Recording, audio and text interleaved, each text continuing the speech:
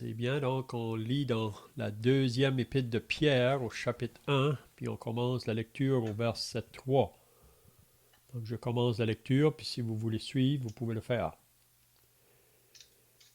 Comme sa divine puissance nous a donné tout ce qui contribue à la vie et à la piété, au moyen de la connaissance de celui qui nous a appelés par sa propre gloire et par sa vertu, lesquels nous assurent de sa part les plus grandes et les plus précieuses promesses, afin que par elles vous deveniez participants de la nature divine en fuyant la corruption qui existe dans le monde par la convoitise.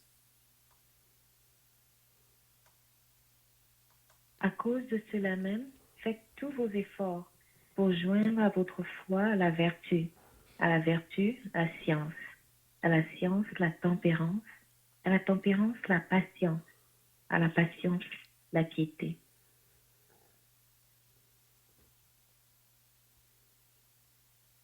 À la piété, l'amour fraternel, à l'amour fraternel, la charité. Car si ces choses sont en vous et y sont avec abondance, elles ne vous laisseront point oisifs ni stériles pour la connaissance de notre Seigneur Jésus-Christ. Mais celui en qui ces choses ne sont point est aveugle. Il ne voit pas de loin. Il a mis en oubli la purification de ses anciens péchés. C'est pourquoi, frères, appliquez-vous d'autant plus à affermir votre vocation et votre élection, car en faisant cela, vous ne broncherez jamais. C'est ainsi, en effet, que l'entrée dans le royaume éternel de notre Seigneur et Sauveur Jésus-Christ vous sera pleinement accordée. Amen. C'est bien, donc si vous étiez là la semaine passée, on avait regardé le début du chapitre 1 de la deuxième épître de Pierre. Donc on avait dit que Pierre était un apôtre qui avait été appelé par le Seigneur Jésus au début de son ministère public. C'était un homme simple, un homme qui faisait la pêche, puis un jour, le Seigneur Jésus est passé par là, puis il a appelé Pierre à le suivre. Puis il lui a dit que à partir de ce jour-là, qu'il serait un pêcheur d'âmes ou un pêcheur d'hommes. Puis on sait que Pierre a tout quitté pour le suivre. Puis Jésus a appelé 12 personnes comme ça à le suivre. Puis c'était dans le but là, de les former pour que quand lui va retourner au ciel ou s'en aller au ciel, il aura ces hommes-là qui vont parler de sa part. Donc, on voit dans les actes des apôtres que les disciples ont obéi au commandement que Jésus leur a laissé avant de retourner au ciel. Puis son commandement était que tout pouvoir m'a été donné dans le ciel et sur la terre. Allez, faites de toutes les nations des disciples, les baptisant au nom du Père, du Fils et du Saint-Esprit, et enseignez-leur tout ce que je vous ai prescrit. Donc on voit que les disciples ont obéi à ce commandement-là, puis ce message-là est rendu jusqu'à nous, 2000 ans plus tard. Puis on sait que le message de l'Évangile, c'est que c'est un message qui appelle les pécheurs à la repentance et à la foi dans le Seigneur Jésus-Christ, en son œuvre à la croix. Et rien d'autre. On ne doit pas ajouter rien d'autre. C'est bien. Donc, Pierre donc, était un de ceux que Jésus avait appelés. Puis on avait dit la semaine passée que Pierre a appris beaucoup de leçons quand il marchait avec Jésus là, pendant ses 3 ans de ministère public. Pierre, si vous vous rappelez, était souvent le premier à parler, le premier à agir parmi les 12. C'était un homme qu'on peut dire qui était fonceur. Il a appris beaucoup de leçons. Puis on sait que Dieu l'a formé vraiment parce que le Seigneur avait un travail pour Pierre, spécialement pour Pierre. Avec chacun de nous, le Seigneur a un travail à faire parce qu'après qu'on est sauvé, on lit dans la parole qu'il nous sauve pour qu'on puisse le servir. Donc, il a préparé des œuvres en avance afin que nous les pratiquions. Donc, nous avons tous un service à faire pour le Seigneur. Mais souvent, avant qu'il va nous utiliser là, dans des grandes choses, il commence par des petites choses. Puis si on est fidèle dans les petites choses, il va nous en confier des plus grandes. Donc, on avait vu que Pierre a écrit une première épître. On a déjà passé par cette étude-là, la première épître de Pierre. Puis Pierre écrivait à des croyants qui passaient par des grandes souffrances, des grandes persécutions, parce qu'ils savaient associer à Christ, des personnes qui avaient cru en Jésus. Puis à cause de cela, ça leur apportait des persécutions, des oppositions de la part du monde autour. Puis on avait dit aussi que souvent, les persécutions viennent parmi ceux que nous étions proches avec, là, parmi le lien familial. Souvent, des parents vont persécuter leurs enfants ou les enfants vont persécuter leurs parents. Puis Jésus l'a dit ça dans Matthieu chapitre 10. Et qu'il n'était pas venu pour apporter la paix, mais la division ou l'épée. Et le père contre le fils, la mère contre la fille. Puis la raison, c'est parce que dans la famille, il y en a qui vont croire, puis d'autres ne croiront pas. Donc ceux qui ne croient pas vont souvent persécuter ceux qui ont cru. Mais nous, comme croyants, comment est-ce qu'on doit réagir face à la persécution ou le rejet de la part du monde? On doit agir humblement. On doit toujours agir en ne rendant pas le mal pour le mal, mais plutôt le contraire. On est appelé à agir de faire le bien quand on nous fait du mal. Donc, dans la première épître de Pierre, il nous disait que parce que maintenant que nous sommes sauvés, on ne veut plus marcher dans le chemin qu'on marchait autrefois, dans la vie du péché. Donc, on ne veut plus aller avec ceux qu'on marchait avec autrefois. Puis à cause de cela, parce qu'on ne veut plus participer à ces mauvaises choses, ils vont nous calomnier ou nous dire des choses fausses à propos de nous.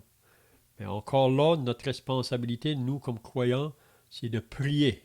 Prier pour ceux qui nous persécutent. Bénir ceux qui nous maudissent. Il faut les aimer. Puis c'est quand ils voient que nous avons une affection pour eux, donc Dieu peut utiliser cela parfois pour les réveiller à leurs conditions devant lui. Puis il pourrait venir aussi à la repentance et à la foi au Seigneur Jésus. Donc Pierre a écrit à ces croyants-là au début, puis il faisait comprendre, on avait vu là à la fin de la première épître de Pierre, que tous les chrétiens dans le monde entier, on n'est pas les seuls. Si aujourd'hui que vous avez à souffrir pour la cause de Christ, il ne faut jamais penser que vous êtes seul à souffrir. Tous les chrétiens dans le monde, dans une mesure ou une autre, ils ont à souffrir pour le nom de Christ. Okay? Donc, maintenant, on arrive dans la deuxième épître de Pierre. On avait vu la semaine passée concernant le début, là, les 2 premiers versets. Mais là, aujourd'hui, on va commencer avec le verset 3. Puis vous allez remarquer que la deuxième épître de Pierre, Pierre l'a écrit. Si vous lisez au verset 12, là, il dit « Voilà pourquoi je prendrai soin de vous rappeler ces choses, bien que vous les sachiez et que vous soyez affermis dans la vérité présente. » Donc, qu'est-ce que Pierre va leur écrire dans cette lettre ici? C'est des choses déjà qu'il nous a dit Ce pas des choses qu'ils ne savent pas, mais il veut juste leur rappeler ces choses. Pourquoi? Parce que vous savez que souvent, on oublie.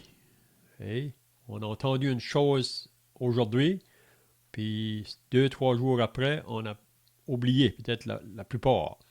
Donc c'est pour ça que c'est bien de répéter les choses. Il ne faut pas avoir peur de répéter les mêmes choses pour que ça puisse, si on peut dire, coller là. Puis Pierre dit au verset 13, « Et je regarde comme un devoir, aussi longtemps que je suis dans cette tente ou dans ce corps, de vous tenir en éveil par des avertissements. » Donc ici, dans la deuxième épître de Pierre, on va voir dans le chapitre 2 là, qu'il va mettre les chrétiens en garde contre les faux. Parce qu'il y a toujours le faux qui vient autour. Et l'ennemi qui veut essayer de nous détourner du chemin. Puis on sait qu'en arrière de ça, c'est le diable. Puis il va utiliser le monde, il va utiliser même la chair, notre nature charnelle qui est toujours là. Donc, si vous n'avez pas rien d'autre à ajouter là, de ce qu'on avait vu la semaine passée, on commence au verset 3. J'aurais 2, 3 petits commentaires, ou questions même. Voyons, excuse Léon. On a mentionné que Pierre était un simple pécheur, un homme simple. Je ne réfute pas du tout cette pensée-là, mais je voulais juste souligner, peut-être, c'est notre façon de voir les choses, mais et je n'en suis pas certain, fait que je pose la question, Léon, mais est-ce qu'on peut pas voir Pierre comme un homme d'affaires en réalité aussi?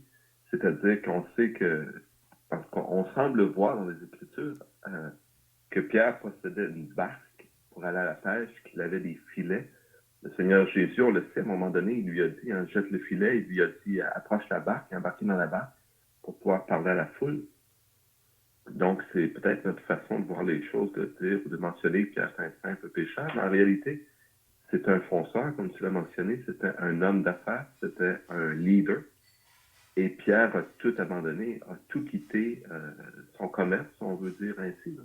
Tout ce qu'il avait mis de l'avant pour son gagne-pain, pour sa vie, a quitté ces choses-là pour suivre le Seigneur. Donc, c'était ma première question, mon premier commentaire. Je ne sais pas si tu veux déjà y répondre. Le deuxième, c'était au sujet de la persécution, qui mentionnait qu'on était persécuté. Le Seigneur l'avait mentionné même par les gens de notre famille. Moi, lorsque je suis venu au Seigneur, même si je suis au Canada, j'ai vécu une certaine persécution. Elle n'était pas aiguë, honnêtement, à cause des années où je suis venu au Seigneur, les années 88. Pour toi, par contre, je pense que ça a été un peu plus, même pour donner un exemple. Léon, dans ton cas, dans les années où tu es venu, si je ne me trompe pas, même ton épouse ne connaissait pas le Seigneur et tu as eu à combattre même à ce niveau-là. Donc, c'est libre à toi d'en parler si tu veux, mais je mentionnais la chose comme peut-être un exemple si tu veux développer là-dessus. Le troisième point, c'était rappeler la date à laquelle l'évangile ou l'épître plutôt de Pierre a été écrite, qui était dans un temps, fort probablement dans les années 60, dans un temps de persécution par les Romains, là où la persécution a commencé contre l'Église. Donc Pierre écrit cette lettre dans un temps où une sévère persécution débute ou avait débuté dans la région de Rome. Je vais juste peut-être préciser ces choses-là. Libre à toi de développer là, sur les 2 premiers thèmes, comme tu veux. Oui, le premier thème concernant la simplicité, on pourrait dire, de Pierre, c'est que on voit même dans les Actes des Apôtres, au chapitre 4, Pierre et Jean, ils sont reconnus comme des gens sans instruction. Mais on sait bien que même si une personne n'a jamais été instruite, c'est pas qu'il n'est pas intelligent. C'est pas qu'il ne va pas pouvoir réussir dans sa vie. Parce que j'ai l'exemple de mon père. C'est un homme qui ne savait pas ni lire ni écrire. Mais il n'a jamais manqué de travail. C'est un homme qui faisait beaucoup de choses. Mais c'est l'idée aussi, je pense, que Paul nous dit dans la première épître aux Corinthiens que parmi vous qui ont été appelés, il n'y a pas beaucoup de sages, ni d'intelligents, ni de nobles. C'est pas qu'il n'y en a pas. Il dit qu'ils sont moins nombreux. Parce que souvent, quand que l'Évangile est présenté, là, c'est souvent les gens simples, les gens de la rue souvent, qui vont plus vite répandre que les gens qui sont beaucoup avancés dans l'instruction ou ces choses-là. Hein. Mais il y a des exceptions ici et là. Donc, c'est là qu'on voit que la parole de Dieu vraiment se révèle à ceux qui sont humbles, simples.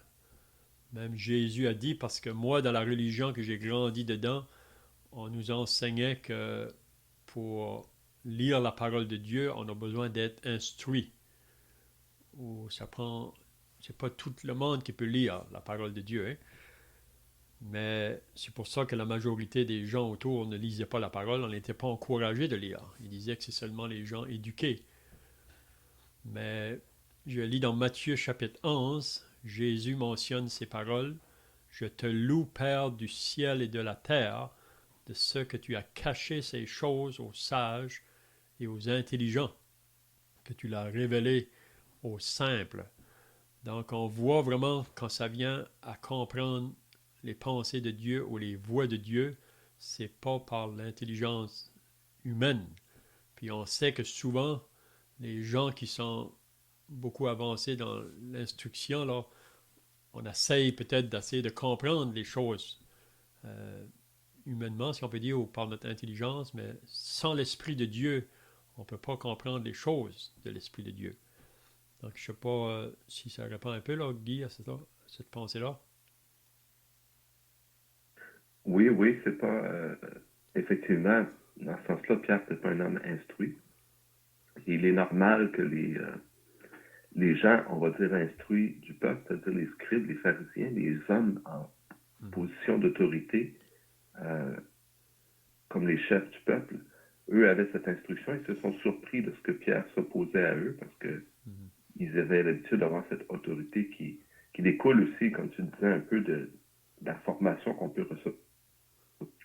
Mais effectivement, Pierre n'était pas un homme sans intelligence, mais mon point, c'était plus de mentionner qu'on pourrait le regarder comme un businessman plutôt que de simplement comme un pécheur. C'est vrai qu'il était simplement un pécheur, c'était un homme du peuple, un homme qui n'était pas instruit. Mais néanmoins, je sais pas, je me disais que c'était un homme, comment dire, qui se distinguait, peut-être un peu comme ton père, par son habileté à faire d'autres choses. Dieu nous a tous fait différents et on ne doit pas mépriser les uns ou les autres. Et Pierre, c'est clair, c'était un leader. Et effectivement, il y a peu de gens qui viennent au Seigneur qui sont instruits ou qui sont sages et intelligents, comme le Seigneur le dit, comme tu l'as mentionné dans la parole. On a l'apôtre Paul, qui est une exception. On a Luc, le médecin aussi, qui a écrit les évangiles. Et mon point, c'est plus de souligner l'esprit, je vais dire d'aventure, je cherche le bon terme, mais d'entreprise de Pierre, possiblement. Oui, on pourrait dire que Pierre était un leader, vraiment. Même parmi les 12, on peut voir qu'il était toujours le premier en avant. Donc, il avait un caractère de leader, si on peut dire. Même si on lit dans Jean au chapitre 21, si vous vous rappelez, là, qu'un jour, Pierre a décidé de retourner à la pêche. Ça, c'est après que Jésus est mort. Hein? Jésus ne s'avait pas encore présenté là, à eux autres. Puis, on voit que là, que Pierre avait influencé, je pense, ses 6 autres disciples à le suivre. Parce que probablement, Pierre, après que Jésus est parti, il se demande qui est-ce qui va prendre soin de nous, qui est-ce qui va amener la nourriture. Pourtant, le Seigneur a pourvu pour les autres depuis 3 ans maintenant. Mais là encore, le Seigneur va apprendre des choses à Pierre. Mais on peut voir que Pierre était un leader, si on peut dire.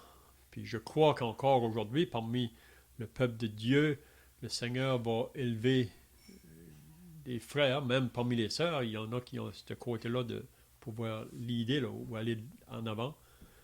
Mais c'est pas pour dominer sur les autres, mais c'est plutôt pour être des exemples. Hein? Donc, la deuxième question, je ne me rappelle pas, là. Qu'est-ce que tu avais mentionné? C'était en rapport avec ta propre situation et la persécution. Ah oui. Dans ta condition. Oui, c'est ça. Moi, j'ai rencontré au début l'opposition, même dans mon propre foyer, là. Pendant 3 ans, mon épouse s'opposait au message de l'Évangile. Donc, c'est pour ça que je disais que le moment qu'on reçoit Christ comme sauveur, un moment ou l'autre, on va rencontrer ça de la part de notre propre famille. Hein? On n'est pas exempt de ça. C'est bien. Si on vient au verset 3 maintenant, Pierre va nous dire, comme sa divine puissance nous a donné ce qui contribue à la vie et à la piété, au moyen de la connaissance de celui qui nous a appelés par sa propre gloire et par sa vertu, lesquels nous assurent de sa part les plus grandes et les plus précieuses promesses, afin que par elles vous deveniez participants de la nature divine, en fuyant la corruption qui existe dans le monde par la convoitise. Donc, qu'est-ce que Pierre veut nous dire ici dans ces deux versets-là, là, 3 et 4? Est-ce que quelqu'un a des pensées là?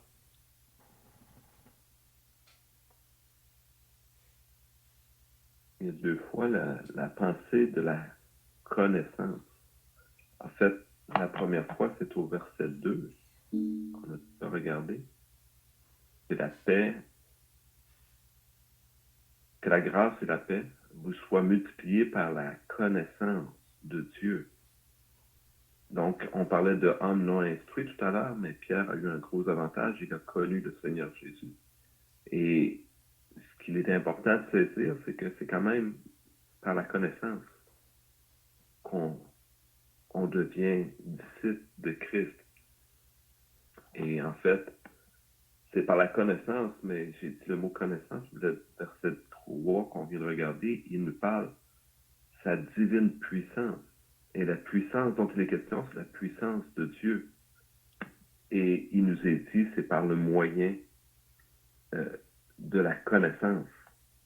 Donc, c'est la puissance de Dieu qui agit l'œuvre en nous, qui nous transforme. Ce n'est pas notre œuvre à nous. Pierre met clairement que c'est par la connaissance de cette puissance de Dieu, de cette œuvre, de ce travail de Dieu. Donc, pour nous, il s'agit de le savoir. Ce n'est pas une connaissance spéciale ou cachée. C'est juste de le savoir. La connaissance dont Pierre parle, c'est de savoir et d'accepter le message de Dieu, finalement. C'est la connaissance de ce que Dieu dit, plutôt que la connaissance d'une religion, la connaissance de méthodes, de philosophie, appelons ça comme on veut. En réalité, c'est la connaissance d'une personne. C'est la connaissance de Jésus-Christ. Et pourquoi la connaissance de Jésus a cette puissance de transformation? C'est parce que derrière cela, il y a l'action de Dieu. C'est la puissance divine. Imaginez-vous, qu'est-ce qu'un homme peut faire pour son salut en rapport avec la puissance de Dieu, la puissance divine? Il faut bien saisir la profondeur des paroles que Pierre ici utilise. Hein. C'est pas léger, le christianisme. C'est quelque chose de fondé sur la puissance de Dieu. Paul va nous dire aussi, je n'ai point honte de l'Évangile, car c'est la puissance de Dieu. C'est ce dont l'apôtre, c'est ce que Paul nous mentionne donc dans les Corinthiens, je pense. Et c'est vraiment l'action de Dieu. Donc, le salut nous est assuré en raison de cette puissance, en raison de cette divine puissance.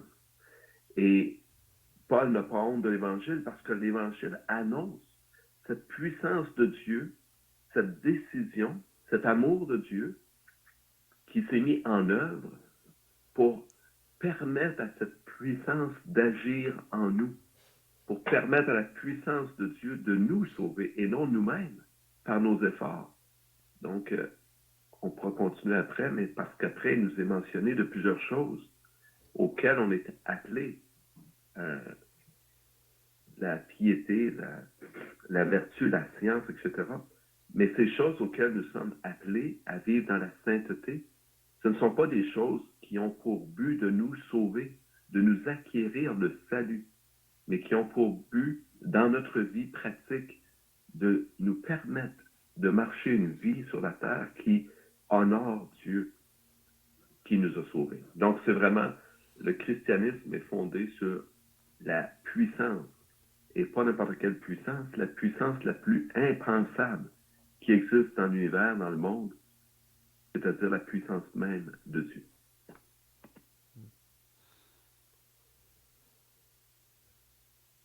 Est-ce que quelqu'un aurait d'autres pensées ici?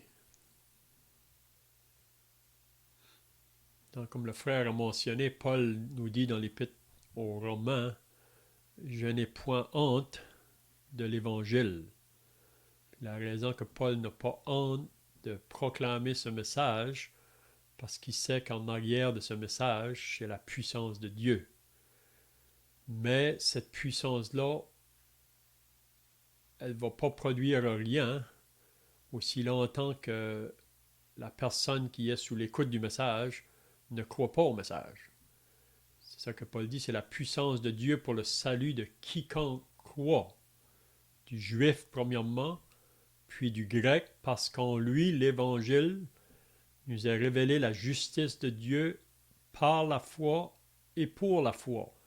Donc, c'est toujours l'acte de foi qui va nous mettre, on peut dire, en contact avec cette puissance-là, si on peut dire la puissance divine, là.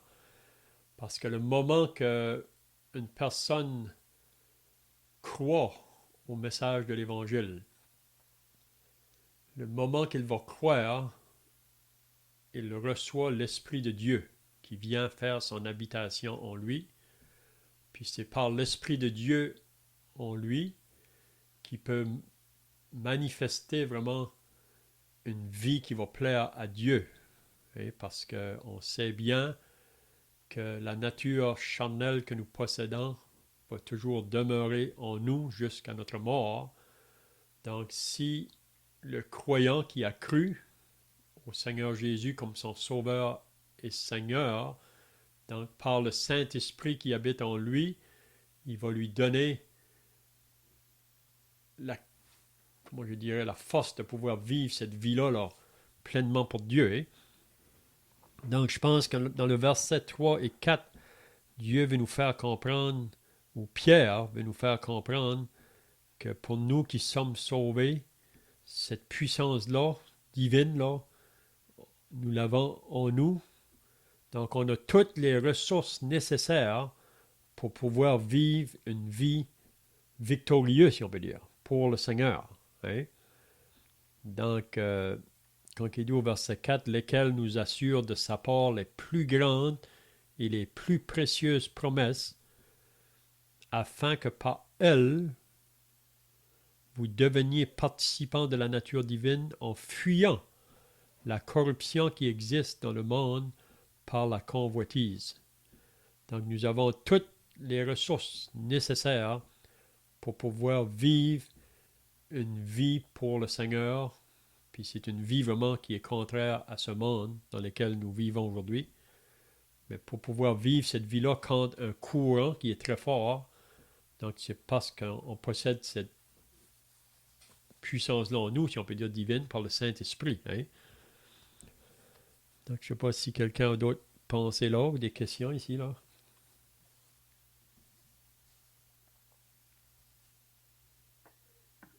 Le verset exact ne me revient pas, Léon, c'est, je pense que c'est en Romains aux Corinthiens où il est dit, ce n'est pas que la parole soit sans effet. Paul est en train d'argumenter. Et effectivement, comme tu le mentionnais, la puissance de Dieu, et imaginons, pensons réellement ce qui se produit, là, la puissance de Dieu qui vient agir.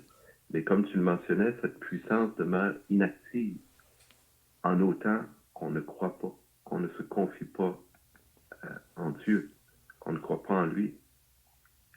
Et juste de souligner que cette puissance-là, quelque grande qu'elle soit, elle est divinement respectueuse de ce que nous sommes, de qui nous sommes. Donc, j'aime faire la comparaison parfois aux démons qui vont posséder des gens. Parce que lorsqu'on se confie à Dieu, on se livre à lui, on se donne à lui. Et c'est sa puissance qui nous envahit, si je puis dire ainsi, parce qu'il nous donne son esprit qui vient habiter en nous. Mais contrairement à ce qu'on voit avec les démons, qui avilisent les gens, qui méprisent les gens et qui se servent d'eux comme un objet, Dieu qui nous aime, sa puissance nous habite, mais elle ne nous forcera pas à faire ce que nous ne voulons pas faire. Dieu, malgré sa divine puissance, nous aime et nous respecte au point qu'il nous parle et désire que, de cœur, nous obéissions à sa volonté. Donc, peut-être cette relation peut nous aider à comprendre que Dieu, quoi qu'il soit Dieu, est tout puissant et qu'il pourrait se servir de nous comme des marionnettes, si on peut dire. Il ne le fait pas. Ce n'est pas dans la nature, dans la pensée, dans la bonté même de Dieu. Dieu nous convainc d'agir. Il nous laisse libres d'agir. Et c'est sa parole qu'il utilise pour nous instruire de sa volonté et pour nous diriger dans la voie où il désire nous diriger. Bon, j'espère que ça aide un peu.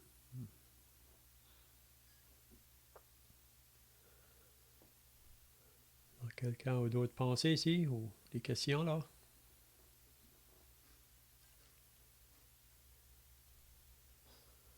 Donc on sait que l'apôtre Paul nous dit dans la deuxième épître aux Corinthiens que si quelqu'un est en Christ, il est une nouvelle créature.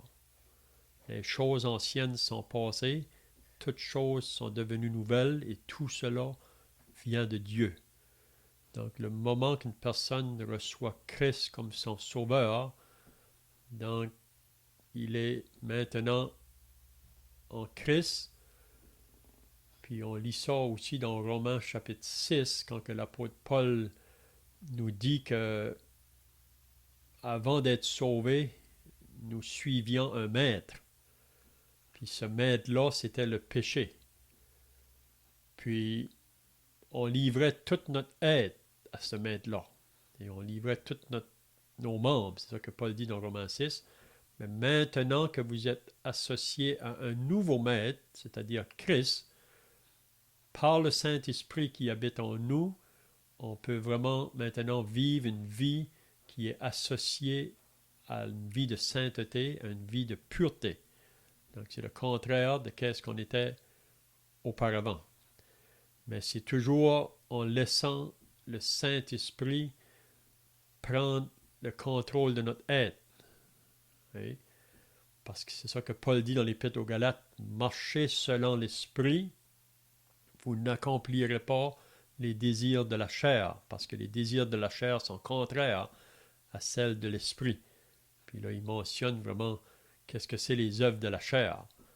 Puis comme chrétien, il y a toujours une possibilité encore de nous laisser emporter par ces désirs charnels, mais on ne devrait pas être caractérisé à vivre dans une vie charnelle. Parce que le chrétien a toutes les ressources, comme on a dit tout à l'heure, toute la puissance de Dieu en nous par le Saint-Esprit pour pouvoir vivre une vie qui va nous faire fuir la corruption qui existe dans le monde. Vous savez, aujourd'hui, on vit dans un monde qui est associé à la corruption, partout. Mais c'est seulement par la puissance du Saint-Esprit, pas par nous-mêmes. L'apôtre Paul pouvait dire, j'ai été crucifié avec Christ, et si je vis, ce n'est plus moi qui vis. C'est Christ qui vit en moi. Si je vis dans la chair, on est toujours dans un corps de chair, mais je vis dans la foi au Fils de Dieu qui m'a aimé et qui s'est livré lui-même pour moi. Donc pour moi, le verset 3 et 4 ici, qu'est-ce que Pierre veut nous faire comprendre? Puis on avait vu même au début de la deuxième épître, là, que Pierre fait comprendre aux chrétiens que lui n'est pas plus que les autres à qui il écrit. Okay? On a été sauvés par la même foi dans l'œuvre du Seigneur Jésus-Christ. On a tous eu un début, si on peut dire. Une vie nouvelle qui a commencé. Puis le moment qu'on a cru au Seigneur Jésus, le Saint-Esprit vient habiter en nous, donc il nous a donné toute la puissance nécessaire on n'aura jamais plus du Saint-Esprit. Mais le Saint-Esprit peut avoir plus de nous. Donc, on a tout le nécessaire pour pouvoir vivre une vie qui va plaire à Dieu. Mais on sait qu'en vivant cette vie-là, dans le monde où nous vivons, on rencontrera beaucoup d'opposition ou de la persécution parce que Paul l'a dit à Timothée que ceux qui veulent vivre pieusement en Jésus-Christ seront persécutés. Okay? Donc, mais là, le verset 5, on voit que Dieu a fait sa part, si on peut dire. Et pour ce qui concerne le salut, on n'a rien, nous, à ajouter à cette œuvre-là. Le Seigneur l'a dit sur la croix, tout est accompli. La seule chose qu'on est appelé, c'est de mettre notre confiance dans cette œuvre-là pour le salut de notre âme. Mais pour ce qui concerne l'avancement après le salut, ou la progression dans nos vies chrétiennes, là, nous avons une partie à jouer. Et il dit au verset 5, à cause de cela même, donc à cause de ce qui vient d'être dit, qu'est-ce qu'il nous dit? Faites tous vos efforts. Donc, il y a une part de nous là maintenant. Faites tous vos efforts, puis là, il va dire, pour joindre à votre foi la vertu. Donc, il mentionne 7 choses qu'on devrait ajouter, si on peut dire là. Donc, à cause de cela même, faites tous vos efforts. Donc, ça ne viendra pas tout seul. Vous savez, comme j'ai dit, ou qu'on a dit déjà, on n'a pas eu rien à faire pour le salut. Le Seigneur a tout accompli pour nous. Mais pour la croissance, pour l'avancement dans nos vies spirituelles, il y a un côté de notre part. Vous savez que les chrétiens à Corinthe, après 5 ans que Paul est allé là avec l'Évangile, ils ont été sauvés, mais 5 ans plus tard, ils sont toujours dans l'état d'enfance. Ils n'ont pas progressé ou avancé dans les choses spirituelles. Mais c'est parce que ils ont laissé la chair prendre le dessus. On voit ça à Corinthe. C'est pour ça que Paul a dû écrire cette lettre-là dans les pleurs, vraiment. Paul était dans les pleurs quand il a écrit sa lettre aux Corinthiens. Parce qu'il savait qu'il y a beaucoup de choses qui se passaient là, qu'il devait les reprendre. Puis il leur dit la raison que toutes ces choses-là sont parmi vous, c'est parce que vous êtes encore charnel. C'est la chair qui dominait. Puis on sait même, une des premières choses qui se passait à Corinthe, c'était la division. Et parce qu'ils faisaient du favoritisme avec les serviteurs de Dieu. Un disait, moi je suis pour Pierre. L'autre disait, moi je suis pour Apollos. L'autre disait, moi je suis de Paul. Puis d'autres disaient, nous on est de Christ. On n'est pas pour les hommes, on est de Christ. Mais ça c'est charnel. C'est ça que Paul leur dit.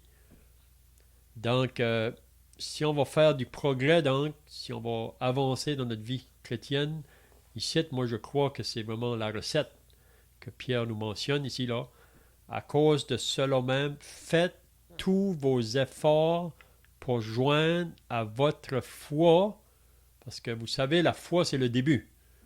Et le premier pas de la foi, pour moi, c'est le moment qu'on a mis notre confiance dans le message de la bonne nouvelle. On a mis notre confiance dans le Seigneur Jésus pour le salut de notre âme. Donc, sauvé par la foi et pour la foi. Le juste vivra par la foi. Donc, la vie du croyant, c'est une marche par la foi. Ce n'est pas une marche par la vue. Hein? Mais là, il nous dit, faites tous vos efforts pour joindre à votre foi. Qu'est-ce qu'il nous dit? La vertu. Donc, qu'est-ce que Pierre veut nous dire ici? Qu'est-ce que c'est la vertu qu'on doit ajouter à notre foi? Quelqu'un a des pensées?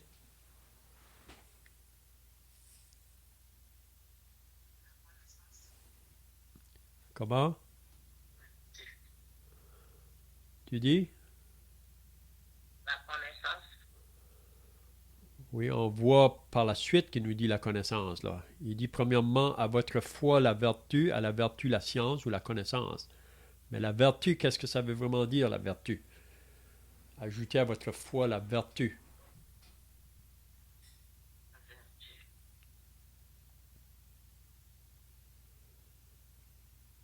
Quelqu'un a des pensées là?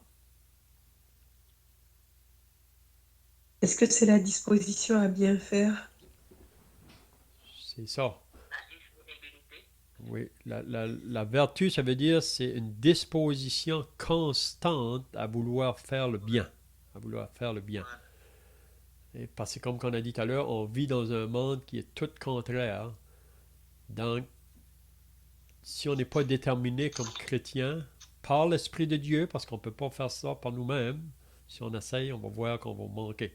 C'est seulement par l'Esprit de Dieu qu'on est capable de pouvoir, partout où on est, à chaque jour, vous savez, on est placé devant des événements ou des circonstances, puis parfois on a des choix à faire, mais de vouloir être déterminé, là, moi je veux faire le bien, et je veux plaire à Dieu, je veux obéir à sa parole. On va rencontrer l'opposition parce qu'on est dans un monde contraire. Un peu comme Joseph. Et Joseph, avec sa famille, ses frères, Joseph était à vouloir faire le bien continuellement. C'est pour ça que ses frères l'ont pris en haine. Hein? Donc, faites tous vos efforts pour joindre à votre foi la vertu. Puis, chacune de ces choses ici là, que Pierre nous demande d'ajouter une après l'autre, là, on peut trouver des personnages dans la Bible qui ont vraiment vécu ces choses-là. Hein? Donc, si on parle concernant une disposition constante à vouloir faire le bien, on a l'exemple de David.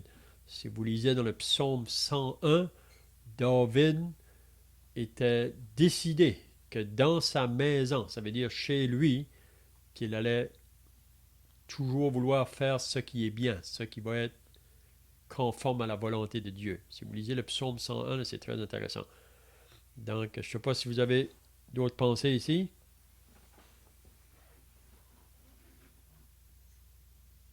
On voit Job qui est un homme loué pour sa vertu. Job qui prenait soin d'offrir des sacrifices au Seigneur pour ses fils, même par crainte qu'ils aient péché dans une fête qu'ils avaient faite. Mm-hmm. On voit Joseph aussi, un homme qui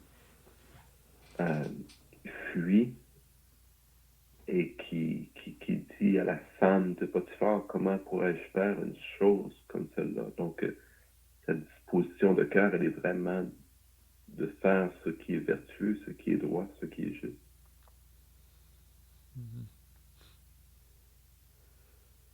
Donc, faites tous vos efforts pour joindre à votre foi la vertu. Donc, ça ne va pas venir tout seul. Il faut vraiment être discipliné ou déterminé, comme David, si on peut dire, dans sa maison, là, même qui disait que je ne mettrai rien de mauvais devant mes yeux, au milieu de ma maison. Je ne mettrai rien de mauvais devant mes yeux. Il y a tellement de choses aujourd'hui qui sont placées devant nos yeux. On a regardé, je pense que c'est la semaine passée, dans Matthieu chapitre 6, que l'œil est la lampe du corps. Donc, si on utilise nos yeux pour se nourrir des choses qui nous sont présentées, qui est souvent contraire à la volonté de Dieu, donc ça va nous affecter, toute notre aide. Mais si on utilise nos yeux, donc c'est très important où nos regards sont tournés. Puis je parle pour moi-même, même si on est rendu 40 ans plus tard dans nos vies chrétiennes, on est toujours à faire attention où on regarde. Et on avait vu beaucoup d'exemples dans la parole, là. On avait dit que Lot, vous savez, Lot a fait une décision à un moment donné, mais ce n'était pas une décision qui venait de Dieu. Il a fait une décision par sa nature, par la vue, si on peut dire. Et ça paraissait beau, qu'est-ce qu'il voyait, puis il a voulu aller dans ce chemin-là, mais ce n'était pas un chemin que Dieu voulait pour lui. Puis on connaît son histoire, vraiment. Beaucoup de détresse, vraiment, dans la vie de Lot. Donc, c'est très important donc, où on va avoir nos yeux tournés. Donc, je vois que le temps est passé, donc je ne sais pas si que vous avez d'autres pensées pour terminer, là, ou des questions. Sinon, on pourra continuer le sujet la semaine prochaine. On peut terminer par la prière. Ensuite, on pourra chanter un cantique. Prions. Ô Dieu notre Père, dans l'un de ces chants que nous chantons, les paroles sont Dieu Tout-Puissant. Seigneur, tu es le Dieu, le seul, le vrai, et tu es Tout-Puissant. Et nous venons de considérer dans ta parole que c'est cette même puissance qui est à l'œuvre pour notre salut.